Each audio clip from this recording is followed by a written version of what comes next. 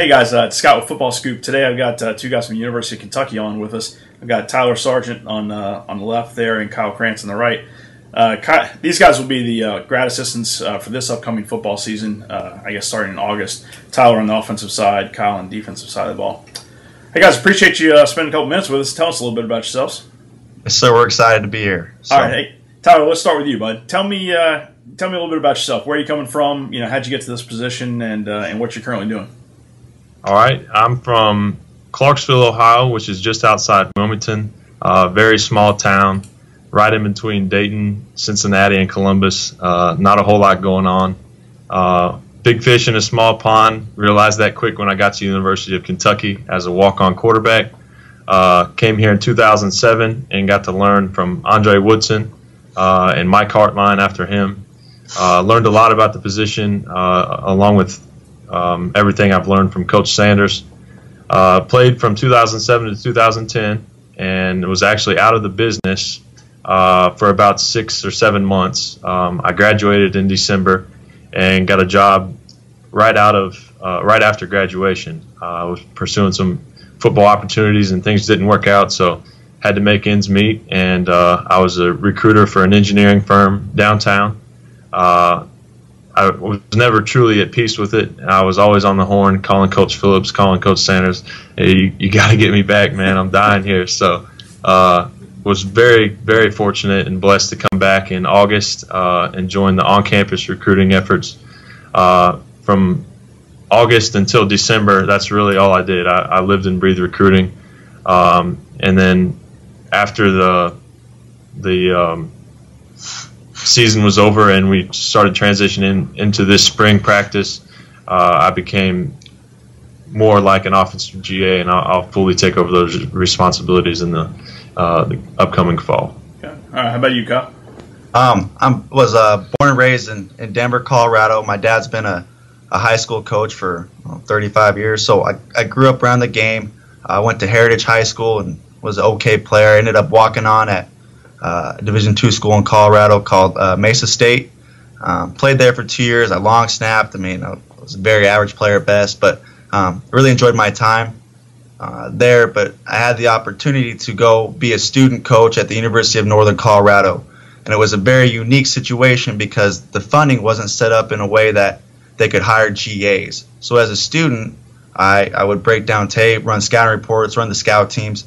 And it was great because it gave me hands-on experience from the start. And the guys at Northern Colorado were awesome in terms of trusting me and letting me do things. And I mean, it was a great experience. So was there for 2 years, graduated and continued on, and ended up becoming one of the accountable coaches on staff there. And we ended up getting let go last January and kind of bounced around a little bit, but ended up at Northwestern as a volunteer offensive guy, and enjoyed being there. I lived with Nolan Jones, who's now the director of football operations at Kentucky, and he took a job in June here at Kentucky, and they had a graduate assistant leave. He called me and asked if I was interested. I said, why not? So been here at Kentucky for a year, and it's been great. It's a great place to live, and Coach Phillips is a great guy to work for. So, I'll tell you guys, earlier this week I was at the director of football operations meeting down in Fort Worth, and the question came from somebody in the audience, hey guys, what's the best way to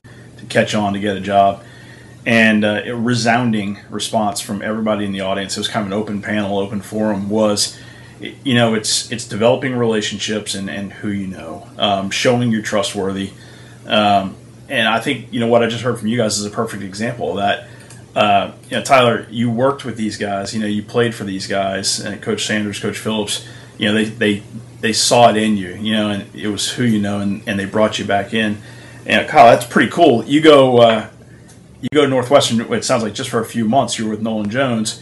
Yes, sir. Nolan gets a job at Kentucky, which is a really funny story. I'll tell you later. But not about him getting the job, but about his transition. And then he calls you and offers to bring you down. I think that's just a great testament to you guys, and developing relationships is what it's all about.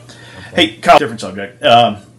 I was filming one of these with a coach at Colorado State Pueblo, who had been in Division I ball for, say, 20 years. And for the last 3 or 4 seasons, he's been at D2 CSU Pueblo.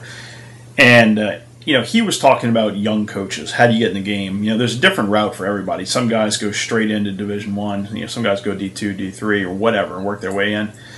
And he said, the experience that you have at a D2 as a young coach, you have your own position. You've got to go on the road and recruit. You've got to sell the university. You've got to sell yourself, and you got to live up to what you sell. You got meetings to run. You got to coach these guys up. He said, he thinks that's invaluable, and to the extent it's possible, he'd recommend that young guys go the D2 route first to really experience that before moving into a position like what you have. Does that make sense to you? Yeah, you know what? That's basically the way it was at Northern Colorado. It was a little bit trial by fire.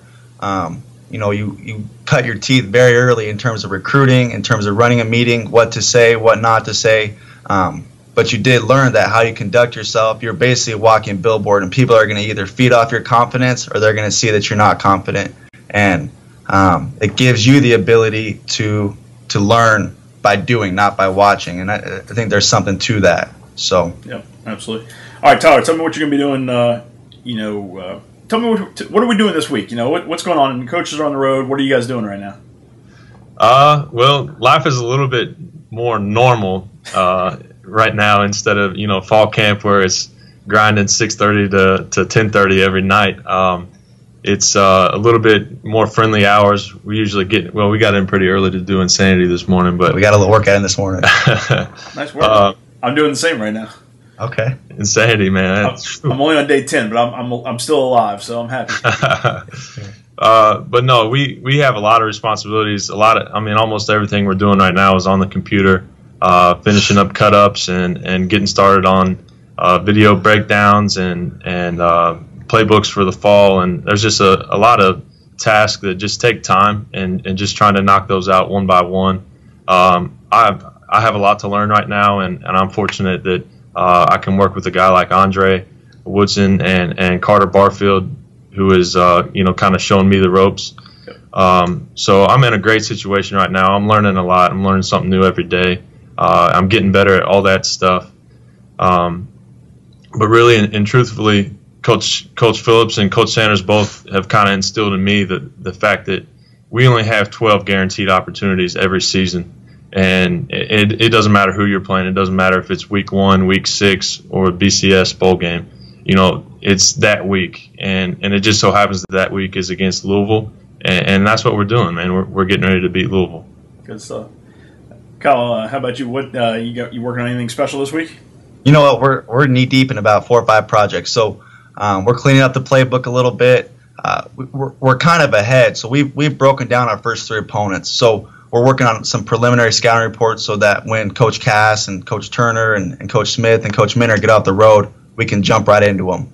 And then on top of that, we're working on some cleaning up our spring cut-ups so that, again, too, once we got the road, we can get right into them and get working. So we're staying busy. It's good.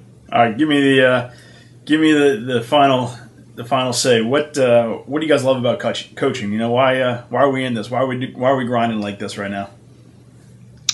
For me, it's a pretty interesting story. I've always been really interested in coaching.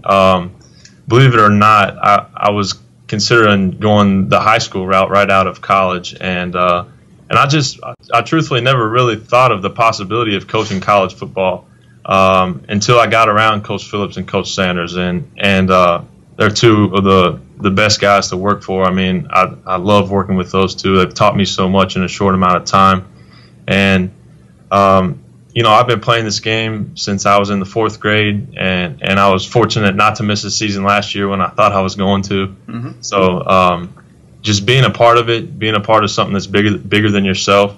One of our resounding themes as an offense here at Kentucky is everyone do your job. And so for the guys that are playing on Saturdays and our staff to be able to do their job, there's a lot of stuff behind the scenes that I have to take care of. And I take a lot of pride in that. So I want to do the best that I can, and we'll get this thing going right. Yep. How about you, Kyle? Where's the passion come from, bud? You know what? Part of it is, again, growing up the son of a coach, I got to see a lot of cool things growing up. And more so was the times that my family would go to eat, and a 35-year-old man who my dad had coached a while back will come up crying to him, talking about life lessons. And there's something to be said for the lessons that this game can teach an 18, 19, 20-year-old with a very narrow lens on life. There's difficulties in life, but difficulties make you a stronger person, make you a better person.